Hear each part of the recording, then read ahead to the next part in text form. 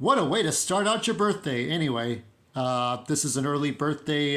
This is part of 3 videos I'm going to be doing for Mr. Henry Cavill, who turns 40. Let's take a look. Now, what are we talking about here?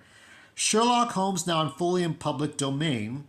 With the start of the new year, a number of copyright works that were released in 27 have now fallen into public domain, including the last 2 Sherlock Holmes stories written by Sir Arthur Conan Doyle, according to Duke University Center for the study. So, while the copyright for the stories and the character had long since expired in the United Kingdom, Australia, and Canada, the stories were still under copyright protection for the United States. The 2 stories were The Adventures of the Veiled Lodger and The Adventure of Shascombe Old Place. So that's pretty good. I mean, there's a lot of things that eventually became public domain. I think just about these final series were often a source of legal contention. So it's basically the Conan Doyle estate maintaining that since the remaining 2 stories were under copyright, so too were the characters. But I would think that after 2013, the District Court of Northern Illinois ruled that the characters were related elements and that were depicted in stories already in the public domain were free to use. So that's great. I'm so glad that happened. So it's basically push against shove. You could have Sherlock Holmes stories. What is this one? Oh, the copyright. Okay, so I think this is Sherlock Holmes in anime form. So there's the anime version of Sherlock Holmes. These are the games. Holmes will not be alone in transition. So there's different things that were now in the public domain where they weren't. So safe to say, Sherlock Holmes is now out and about for all of us to translate and make money off of. Which brings us to this one here, this article. Now, I think Giant Freaking Robot also has this. So there's 2 sources for this. So I'm hoping this is all correct. It appears to be, but I'm hoping that it's bullshit too. Arthur Conan Doyle, so this is according to Fandom Wire, the estate sued Netflix after Enola Holmes's Henry Cavill portrayed Sherlock Holmes as too caring and empathetic. Now, I understand the whole Jerry Siegel, Joe Shuster side of suing. So when Black Adam came out, every time you see Superman now from 2013 onward, whether you see Superman in a comic book, a commercial, a magazine, video game, virtual reality, holographic table, augmented reality, and movies, TV, they have to say with the special assistance of the Jerry Siegel family. Okay? They have to do this. So, but here is, we go to Sherlock Holmes, and I think, yeah, so Henry Cavill is playing Sherlock Holmes. I'm not sure if this movie's out and about or if it's still locked behind post-production. The Enola Holmes film series brought Millie Bobby Brown and Henry Cavill on a project together which warmed many hearts. The cold relationship between the duo became caring and empathetic as the latter's character, Sherlock Holmes, started to know more about his younger sister, played by the former. Okay, so it's about Sherlock Holmes and his sister. Okay, so that's the whole kind of Anakin Skywalker prequel story back. Though their real R-E-E-L, though their real relationship further charmed the film series, a specific institution was not happy with how the iconic detective was portrayed in the film. So they got sued Netflix got sued for this over emotions. Not over the right to use the character, but over emotions.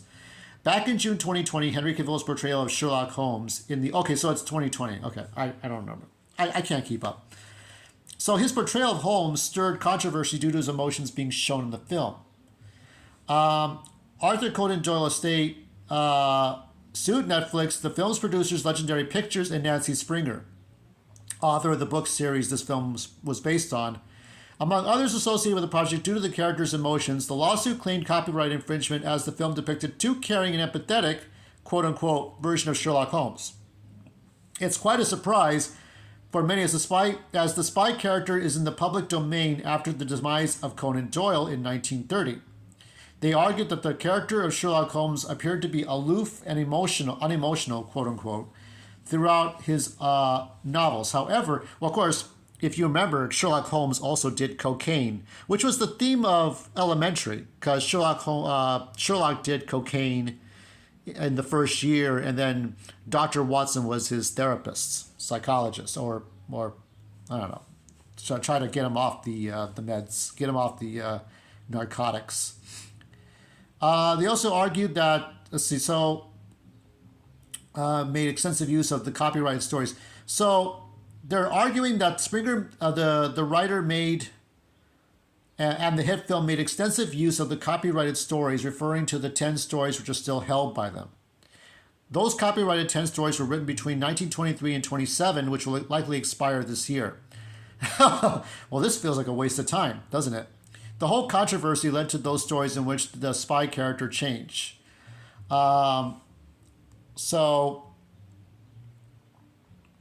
I don't know. It's like the claim is, so the lawsuit states it was no longer enough that the Holmes character was the most brilliant, rational, and analytical mind. Holmes needed to be human. The character needed to develop human connection and empathy. He became capable of friendship. He could express emotion. He began to respect women. Well, I would think so. I mean, you have to go back to when Lucy Liu played Watson. I think she might have been the first female Watson ever, okay? And you had one blonde, beautiful actress who played Moriarty, which I knew she was Moriarty when we got to the end of season 3 of Elementary. Here's what the defendants say. Here's this quote. Copyright law does not allow the ownership of generic concepts like warmth, kindness, empathy, or respect, even as expressed by a public domain character, right? Which of course belongs to the public, not the plaintiff. Ooh, yeah, I don't think Jerry Siegel would be that dumb. I remember his wife sued the Smallville show, but it was at the very end. I mean, maybe she liked the show. I think it was great. Despite it garnering attention at the time, the case never reached the court, with the lawsuit being dismissed. So, look, here's how I think about this guy. Going back to Dick Tracy, I didn't talk about Dick Tracy because most people don't care about Dick Tracy. I did do a tweet about it. The fact that Warren Beatty did a shameless 30-minute segment just to renew the fucking copyright for Dick Tracy, because what was he going to do with it? Nothing. He wasn't going to make his own stories, and he wasn't going to loan out his stories to anybody. So why Warren Beatty would you hold on to Dick Tracy if you're not going to really fucking use it? Give it to somebody who gives a flying fuck. Okay? Give it to an anime company like we showed with Sherlock Holmes anime. A Dick Tracy anime with Japanese characters like Lupin the Third would not be so terrible. Would it be that bad? Would it really have been that terrible? I don't think it would have been. Let me see if we can get us focused in there. I don't think we can get focused enough. There's Henry Cavill. Happy birthday, but this is it's a terrible thing. And Henry Cavill's a lot like Superman in personality. I don't think he'd want to wish ill will on anyone. Hold on. Cuphead. I always show Cuphead a lot. It's silly shit. It really is. You just got to focus on what you can and cannot sue for. There are so many versions now. I remember Basil Rathbone. I remember the one on KCET PBS, the one where you're da da da da da da da da da da. That was from the 80s, right? The early 80s or so. I remember Sherlock Holmes showed compassion when they failed to save someone. I remember the 1950s one with